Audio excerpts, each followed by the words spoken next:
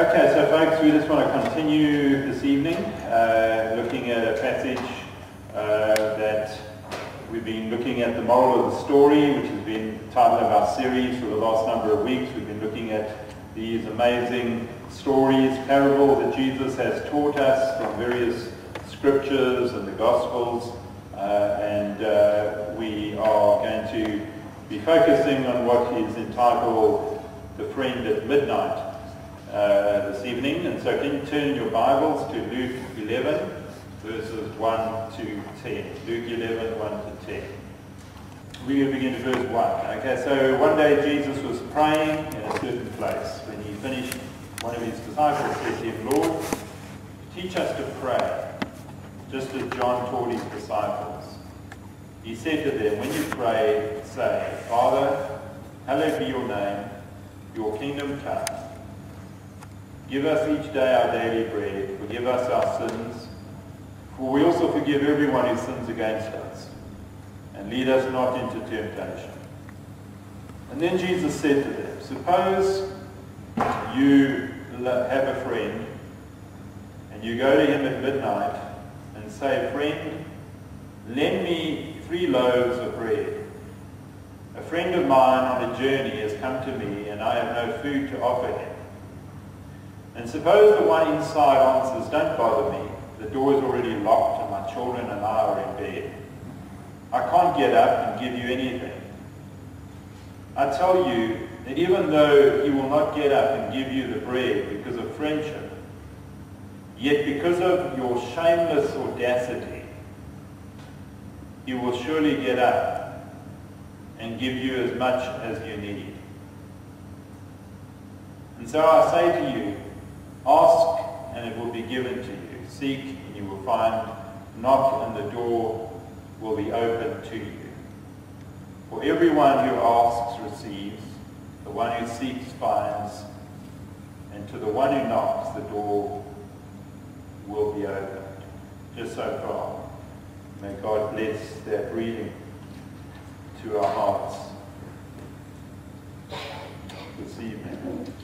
And then I want to turn to another passage, and it's from Luke 18. So just a few pages on, if you can just flip over to Luke 18. Verse 1. And Jesus told his disciples a parable to show them they should always pray and not give up. He said, in a certain town there was a judge who neither feared God nor cared what people thought. There was a widow in that town who kept coming to him with a plea, "Grant me justice against my adversary." For some time he refused, but finally he said to himself, "Even though I don't fear God or care what people think, yet because this widow keeps bothering me, I will see that she gets justice, so that she won't eventually come and attack me." And the Lord said, "Listen to what the unjust judge says. And will not God bring about justice for his chosen ones who cry out to him day and night? Will he keep putting them off? I tell you, he will see that they get justice, and quickly. However, when the Son of Man comes, will he find faith on earth?" Just so far. And may God bless his word to us tonight. Let us pray, shall we? Lord, we just thank you for your word, and thank you for these amazing teachings that you gave to impart wisdom, understanding to each one of us concerning the kingdom of God. And we pray that tonight may be no different as we just come to learn something more about prayer, the power of prayer, the persistence of prayer. And so, Lord, we just lift this word to you and ask your blessing on it in Jesus' name. Amen.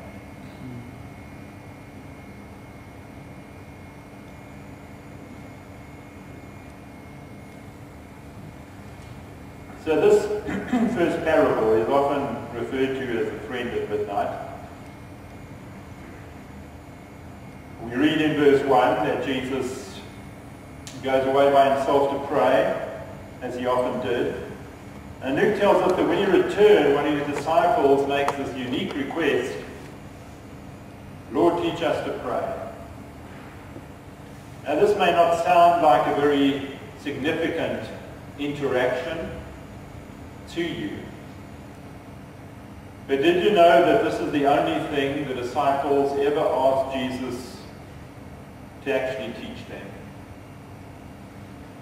We have no record of the disciples asking Jesus to teach them to lead, or to counsel, or to preach, or to heal. I mean, the disciples watched Jesus rebuke the winds of the storm. They watched him turn water into wine. They watched him literally raise the dead back to life. And yet, out of all the things they asked him to teach them to do, it's none of those things. Instead, they say, Lord, teach us to pray. Why do you think they would ask him something that sadly for many of us sounds so mundane? I mean, if you knew somebody who was a real wonder worker and you could think that they could teach you how to do that, what would you ask them to do? The disciples asked Jesus, teach us to pray. I think they could see in Jesus his absolute trust and dependency on God, a trust and dependency they long to have in their own lives. They could see a quality of relationship that was so appealing that they longed to have that over any other talent or skills or gifts or resources. Teach us to pray means far more than give us a new technique or a new formula for talking to God. Teach us to pray literally means help us to learn to trust God as you do, Jesus. And as a way of answering this request, Jesus not only teaches them the Lord's Prayer, but he tells them the story. And the story begins, as so many of these parables do, with a hypothetical situation. Suppose, Jesus says. In other words, can you imagine this? Suppose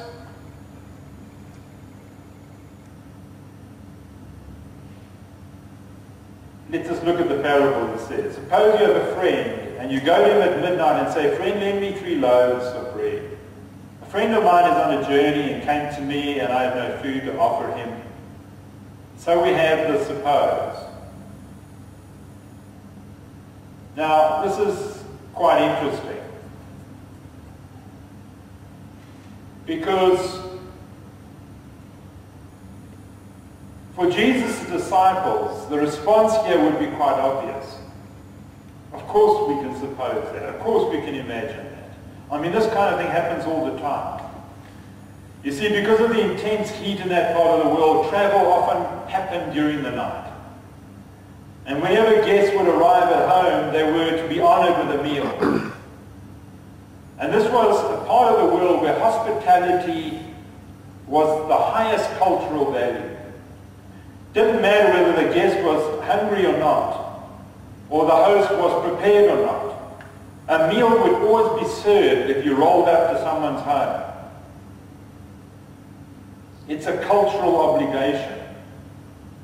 So when Jesus starts the story by saying, can you imagine asking a friend to help provide for a guest in your village? The answer would be, of course, it happens all the time. But Jesus isn't finished. Continues with another hypothetical. He says, then suppose. Meaning, can you then imagine that the man inside the house answers the friend who is calling from outside, saying, hey man, don't bother me. The door's already locked. My children are in bed. I can't get up and give you anything. I think a hush would have come over those disciples. They would have been shocked and disturbed by such a response. We live in a world where these might sound like legitimate reasons to say no and refuse to help. I mean, if someone rolled up at your door at maybe midnight asking for a meal, what would you do? Finally, you're in bed, the doors are locked, the house is, it has been, the alarm has been set. You spend hours trying to get to the kids to bed. They've had a boisterous day and now finally they're all settled. They've got school the next day. The last thing you need is some jerk coming and banging on the door at midnight. Okay? But that's us, of course. But that's not the world of this story. And the people who listen to this story certainly wouldn't think as we do. You see, this home would have been a really small, one-room structure. And the locks on the door would have been heavy, or the door would have been difficult to open very quickly. The entire family would probably sleep together, probably just a few feet away from the door. And so the request from outside would have already woken everybody up already, anyway. So this was, we read, not a stranger. No, it's not a stranger. This is a friend.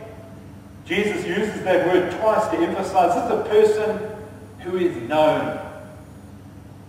This is a person who is trusted. So to say, the doors are locked, my children are asleep, it's not only an absurd response, it's also unthinkable. It's offensive. It's like you're hearing your mother-in-law outside on the door banging and saying, get lost, we're sleeping, come back tomorrow. I mean, we'd be horrified at such a notion. Well, that's exactly how the disciples are probably thinking about the story that Jesus is telling. How could he do that? To say I cannot get up means I don't want to get up. Okay? You with me? I don't want to get up. I cannot get up. Anybody can get up. I don't want to get up. And at this point, the disciples are probably thinking to you, I wonder what this guy's trying to say. Oh, he must be talking about God. Oh, you're suggesting that this is the way God responds to us when we come to him with our needs? Don't bother me, I'm busy. It's midnight. Don't you know it's midnight? Go to sleep. But Lord, I've got a big meeting tomorrow. Go to sleep. Lord, I need you. Go to sleep. You really think that's what Jesus is trying to tell us? Would God make up some excuse not to answer us? Knowing the Jesus of the gospel as we do, who knows all things, and most often what those around him are thinking, he probably was thinking to himself, yes, what you're concerned about is precisely the problem. This is really what you're afraid of, that I'm not going to answer your prayers. It's an invitation from Jesus for us to be honest with ourselves, to get real. Because this is often the picture we have of God, that God doesn't answer prayer, that God is somehow kind of vindictive, we've done wrong, and so he's like leaning over a balcony and he's saying, keep quiet, stop complaining, stop bringing your prayers to me. I'm not going to answer you. And how often don't we get angry when we sense God is answering our prayer? How often do we not feel despondent or disappointed, let down? And maybe there's something going on in your life right now where, if you're really honest, you could say, I've just had it. I've had it with praying. I had somebody just the other day who said to me, I just have prayed so much about this. I've just had it with praying. I've had it with asking God for this. I've had it with feeling like this, that God is just not responding to what I'm asking him. That God is saying, stop bothering me with your petty request. So this is a real sentiment that so many feel even today. But let's read on, because the parable takes a surprising turn. Look at verse 8. Jesus says, I tell you, even though he will not get up and give you the bread because of friendship, yet because of your anaideia. Now just hold on to that word. It's a Greek word, and I'm saying it completely wrong. Some weeks ago, I unfortunately was in a service where I was preaching and I was using the word for, no, it wasn't agape, it was koinonia, like fellowship. And there was a Greek guy in the church. I mean, can you believe it? You've got to have a Greek guy in the church. You know? So when he came to the door, he said, "You don't say it like that. This is how you say it." And he gave me a big lecture on the words I've used in Greek. I said, "Okay, well, come to my office someday and tell me how to say these words, because it doesn't really matter." So I'm going to expel it for you. I'm not saying it right. Any Greeks here? Greek? No, you're not Greek. Yeah? Okay, so no Greeks. So it's A-N-A-I-D-E-I-A-N. Very easy. Anna, I, and then D-E-I-A-N. Okay, so anodyne. We just call it anodyne for the time being, okay? Now in the NIV, that word is translated boldness. And there's a footnote in your Bible, if you have a similar Bible to me, there's a footnote, and it says that it could mean persistence. Because of your anodyne, he will surely get up and give you as much as you need. So now anybody feeling a little bit confused about what's just happened here? The story's now made a complete 180. The man, once refusing, now offers to get up and give all the help that is required. But what may be a lot less clear to us is why the sudden change of heart. Why this big turnaround? Why the change of attitude? What's going on in the story? Everything seems to hinge back upon this one word that we flagged, anodyne. Often translated as persistence, but is it persistence? Well, this is an interesting study. Persistence is something we're all very familiar with, okay? The English dictionary defines persistence as to continue firmly or obstinately in a course of action in spite of difficulty, opposition, or even common sense. I've met lots of members in the church like that, okay? Let's think of that definition. I mean, that you've got to say it. There are quite a few people around like that. To continue firmly or obstinately in a course of action in spite of difficulty, opposition, or even common sense. Well, we know that, okay? That's persistence. Is it persistence of the one asking that changes the outcome of the parable? It's as if to say the man inside the house didn't want to help, but because the man outside the house is so persistent, because he keeps on asking and nagging, the man inside finally gets fed up, changes his mind, and he decides to help him. So this would mean, Jesus is saying, that if you're not hearing from God, hey, you can't be trying hard enough. And if you do, you keep persisting, God will finally get fed up enough to answer your request. Is that really what this parable is saying? Surely not. That you can persist in your prayer to the point where God just gets fed up with you and grants you whatever you ask. So let's just hold that thought, okay? Let's look at the other parable we read from Luke 18. The unjust judge and the persistent widow. There we have the word, persistent again. Now in Jesus' day, judges traveled around and they held court in tents. They had their own schedule, and as is so often the case today, the only way to have your case heard by the judge would be to bribe one of the officials and get him to bring it to the attention of the judge. Dave, you get bribed quite often, eh? Okay, so we know that kind of thing happens, okay? But the problem, this widow had a few things against her, working against her. I mean, she was a woman, number one, and a woman in that day was not exactly high in the social order. And she also had no money to bribe the officials with. And so her case would not be heard. So the problem is stated, if you go to that parable, in verse 1 of chapter 18, then Jesus told his disciples a parable to show them they should always pray and not give up. There's the problem. It's stated in verse 1. They should always pray and not give up. The question Jesus indirectly answers is this: how long should I pray before I give up, before I lose heart? This parable suggests two reasons why requests are not answered and why some would give up too soon. Let's look at this carefully.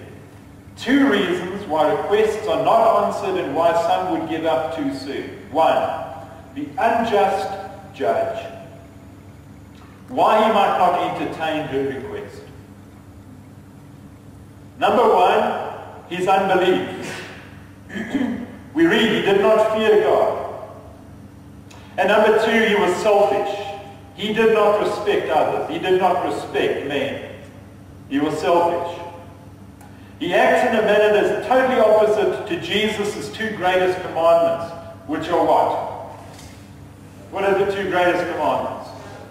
Love the Lord your God with all your heart, soul, and strength, okay? Is he a lover of God? No, he's unbelieving. He doesn't fear God, we read it all, okay?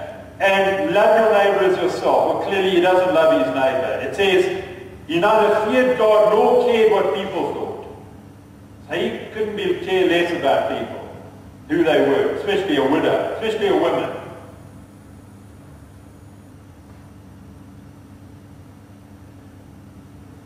Secondly, the persistent widow. How she brings her request. So, her coming, first of all. She's persistent. She keeps on coming. And then secondly, her case. What is her case? We read that she simply wants justice against an adversary. That's all she wants. She just wants to be treated fairly. We all want justice. She doesn't want revenge. She doesn't want a handout. She wants justice. We all want to be treated fairly. Let's return to the unjust judge. Why requests aren't answered. First of all, we saw why he might not entertain a request, unbelief and selfishness. Now we're looking at why requests aren't answered. The judge finally answers, not because he fears God, or he cares about justice for the women. He answers why, because this widow is persistently bugging him, annoying him, wearing him down, like a dripping tap, over and over again. And then the parable introduces the just judge. Why prayers are answered. And Jesus says, now, shall not God bring about justice for his chosen ones who cry out to him day and night? Shall the just judge, shall God not bring justice for his chosen ones who cry out to him day and night? But is this parable and the parable in Luke 11 saying the same thing? Think about it. Nothing about the man's actions, if you look back at the parable in Luke 11, nothing about the man's actions suggests he is being persistent. There's no mention of him repeating his request for help, knocking on the door continually all night. There's no yelling or demanding or threatening. In the parable of the persistent widow, Jesus specifically describes her repeated requests for help. So we see none of that in Luke 11. Now follow me here, because this is important. Is the Greek word anadeion correctly translated persistence then? Does it refer to the man inside or outside the house who is making the request? Let me ask that again. Does it refer to the man inside or outside the house who's making the request? We read, he will not get up. Are we talking about the guy inside or outside? Inside. Inside, okay. He will not give. Is that the guy inside or outside? Inside. Because of his friendship, inside or outside? Inside, okay. So the way the Greek is structured, it's referring the character of friendship of the man inside the house. But because of his anadeia, let's just leave that for a moment, he will get up. He will get up. Guy inside or outside? Inside. He will get up. So because of his anadeia, the man inside will get up. And he will give, inside or outside? Inside. Inside. All that is needed and more. The subject of every action in the sentence is the man inside the house. So if we're really going to be logically consistent, who has the anadeia? The man inside the house. Okay? You agree? The guy inside the house who's got the anadeia, okay?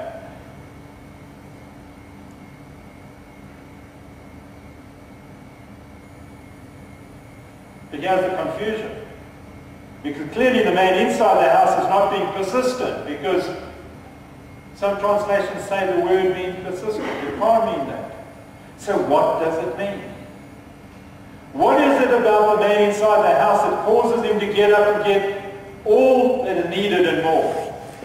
Clearly it's not persistence. Clearly it's not convenience. The story makes it clear this generosity is not based on the convenience of the request. The guys come at midnight, for goodness sake. Clearly it's not capability. Anyone in the village would have been capable of lending these 3 loaves of bread. And clearly it's not friendship. The passage even says it's not because of the friendship. The text doesn't say that the man inside doesn't like the man outside. But it's not the friendship that motivates him. So what is the anadeia? Interesting. Well, in Greek literature leading up to the 1st century, the word anadeia, listen now, has to do with shamelessness or the avoidance of shame. Not shame in the sense I've done something wrong and I feel shameful about it. But listen now, shame in terms of tarnishing one's honor or reputation or name. Let me say that again. Shame in the sense of tarnishing or damaging or hurting your reputation, your honor, or your name. In that culture, a person in their honor, their name was the highest priority. It's what everyone lived to protect, was their honor, their name. A person would rather die than live in shame. And they would gladly give up their life for the sake of that honor, that dignity, their namesake. And we could talk all night about that. There's so many passages that talk about that. So the man inside the house gets up and gives generously all that is needed and more because he has anadeia. That is, because he has this avoidance of shame, because he has a name, an integrity, a character that he will not violate. For if he were to deny the man outside what he really needed, he would shame himself and violate his own integrity. He would disgrace his name. And by morning the whole village would know about it.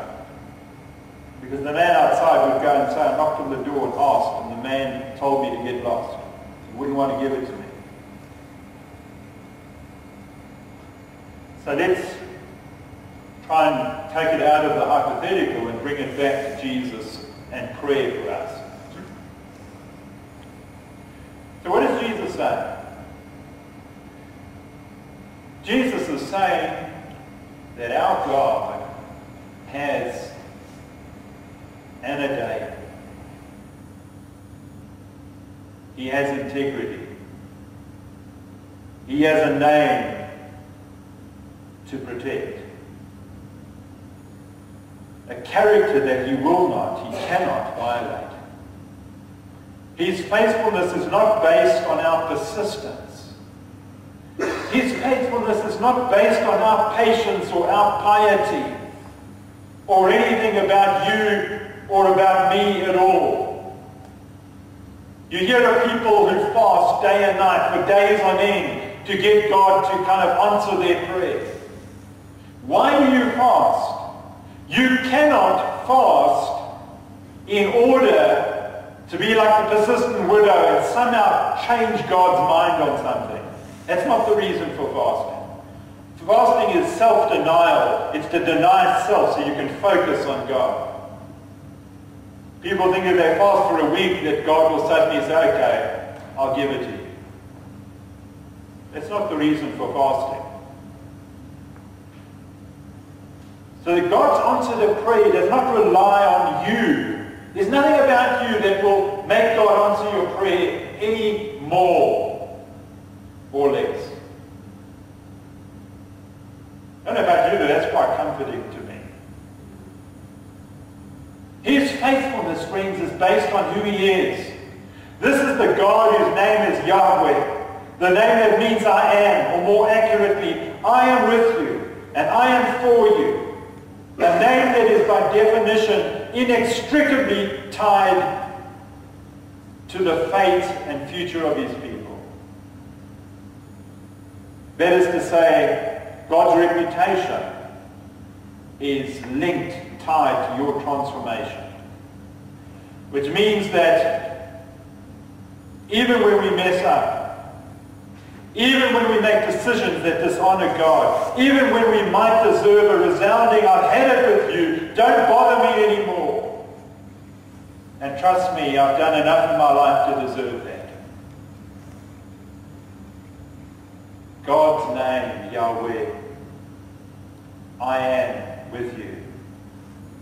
I am for you. I give you myself. I will not dishonor my name. I will not dishonor my name. Why? Because of Anadaya.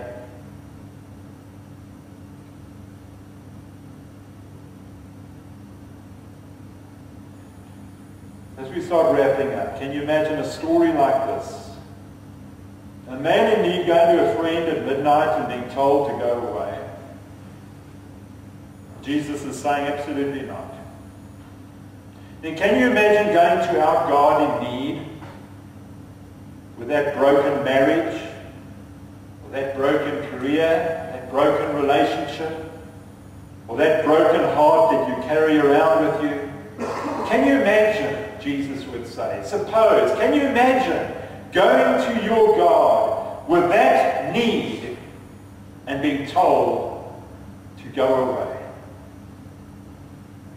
Jesus would answer and say, absolutely not. Absolutely not. That can never be. Because I am who I am. And I will not violate my character or my name or my honor.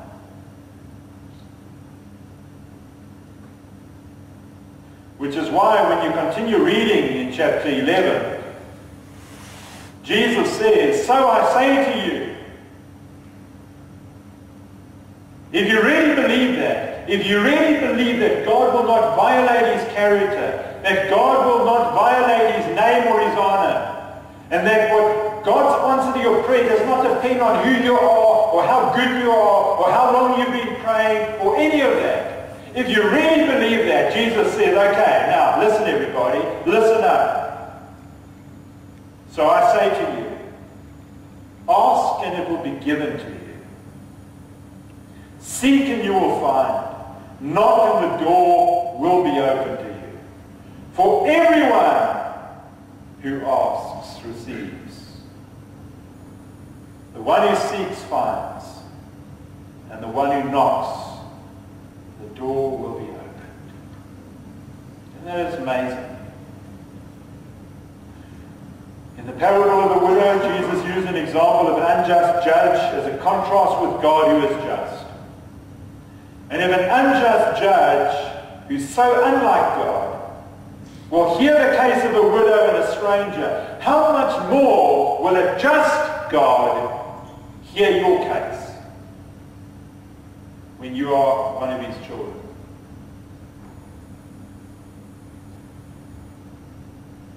So, conclusions. And listen closely, it's very important.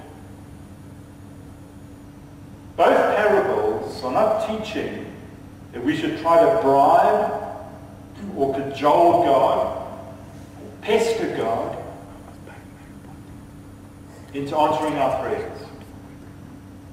God wants to answer the prayers of his children. The reason we often lose heart is because we don't understand God's timing and God's purpose. So our questions like when or why now or how could you allow this are really questioning God's justice and God's goodness. And if the parable of the persistent widow, in the parable of the persistent widow, we are dealing with two issues: God's character and God's timing. It's not about the persistence, it's about God's character and God's timing. Persistent prayer is the demonstration of faith in the character of God's attributes and the timing of his actions. We say that again. Remember this. Persistent prayer is the demonstration of faith in the character of God's attributes and the timing of his actions. Which is why Jesus can say with absolute confidence, ask and it will be given to you. Seek and you will find. Knock and the door will be opened. The promise here, friends, is that no matter what's going on, no matter what you're going through, no matter how low you feel you've gone, no matter how badly you feel you've messed up, no matter what a poor prayer warrior you feel you are, God always will give you more of himself when you ask. No matter what. It's in his name. It's who he is. He cannot do otherwise. And that's actually what we need most. Let's trust God. Let's believe God's word. Jesus told us these parables to give us a deep insight into the heart of God. It's not about you.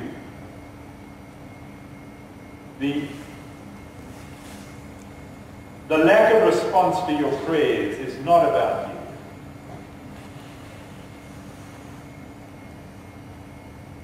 It's not because of the way you prayed. It's not because you didn't use the right formula or you didn't persist enough. Maybe it's about you trusting God and trusting his character, trusting who he is, and realizing that God will always live up to his name. And a day he will not shame himself because he is God. He is always with you. He'll never forsake you. And that is why we need to persist in our prayers. Not to badger God into finally answering us, but persist, because just like today's Father's Day, just for those of you who are fathers here, if your child comes to you continually and asks for something, I mean, you just scream at him all the time and say, get lost, get lost, get lost. Or if you come with the right attitude and sincerity of heart, do you not think and say, son, let me think about it, but it's not the right time. Maybe a little later. You're too young. You're only 3 years old. I can't buy you a handgun right now. But maybe when you're a little bit older, maybe never, I'll buy you a handgun. But see, God's timing is not our time. But you don't clap your child because he's asking for that, because you know it's coming out of a sincere heart. Why is it that we think that God is some kind of ogre leaning over a balcony who kind of gives you 5 prayer opportunities? You mess up, you get it. It's not God. God longs to answer your prayers. That's why he says, ask and it will be given. Seek and you will find. Knock and the door will be opened. Amen. Let's trust our God. God loves you and God wants to give you the delights of your heart. Let's not give up. Let's not give up.